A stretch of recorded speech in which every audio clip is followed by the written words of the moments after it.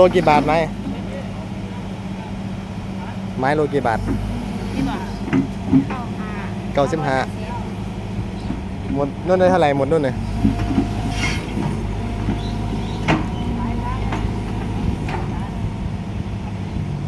ข้าวกินข้าว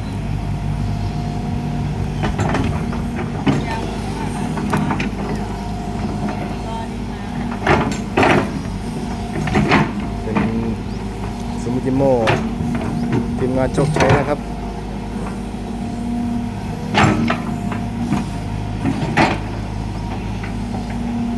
ว่าเสียบจอดนะครับ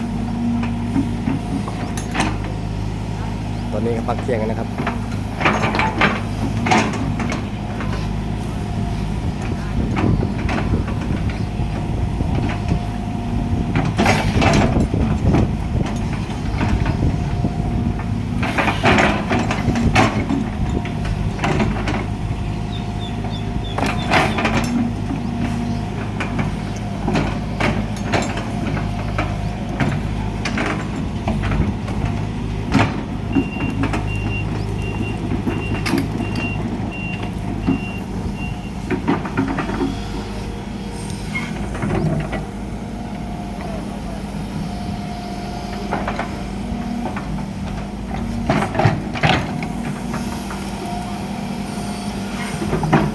เท่าแก่บ่นว่าดินไม่สวยนะครับ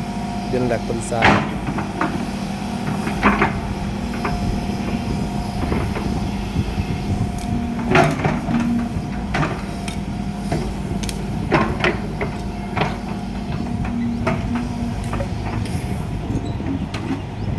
อ๋อพักแล้วซ้ายขวาซ้ายขวา